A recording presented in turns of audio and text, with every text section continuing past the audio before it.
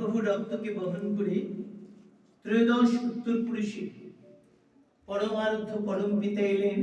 তিনি সে হরে কৃষ্ণ হরে রাম নামের সারনাম রাম নারায়ণ রাম, এই মহানাম তিনি নিয়ে জেনে রাখবেন, নামই ছাড়া কখনো নামের পরিবর্তন ঘটাতে পারে না।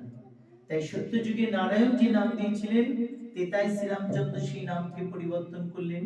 তেতাই শ্রীরামচন্দ্র যে নাম দিলেন, তারপরে ভগবান শ্রীকৃষ্ণ এসে সেই নামের পরিবর্তন ঘটালেন। তারপরে ভগবান শ্রীকৃষ্ণ যে নাম দিলেন, কলিতে আমার হাত তোলা গৌর হরি মহাপ্রভু এসে সেই নামের পরিবর্তন ঘটালেন।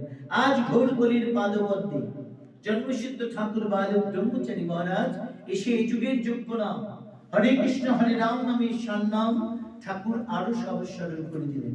মহাপ্রভু দিয়েছিলেন 16 নাম 32 অক্ষর, ঠাকুর কি করলেন? আরো সহজ সরল করে দিলেন।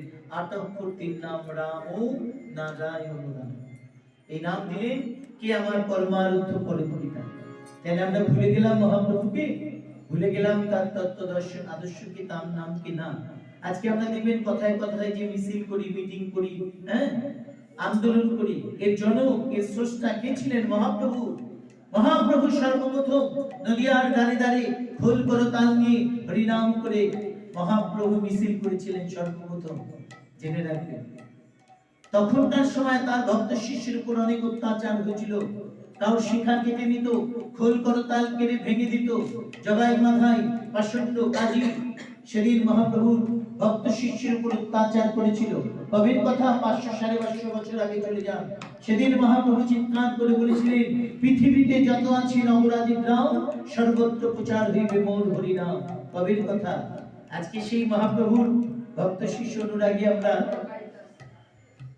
হরিনাম হলে, কীর্তন হলে দেখবেন অনেকে ব্যঙ্গ করি, বিদ্রুপ করি, উপহাস করি, হরে কৃষ্ণ হরি বল ব্যঙ্গ করে চলে যায়।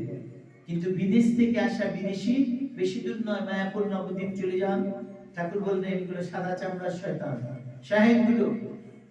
নবদ্বীপে চলে যাবেন, দেখবেন সাদা চামড়ার সব সাহেব না, বিদেশ থেকে আসা। তারা আমাদের ঘরের ঠাকুরকে নিয়ে, মহাপ্রভুর আমাদের ঘরের ছেলে, মহাপ্রভু আমাদের ঘরের ভগবান, তাকে নিয়ে তারা উদ্যান নৃত্য করছে।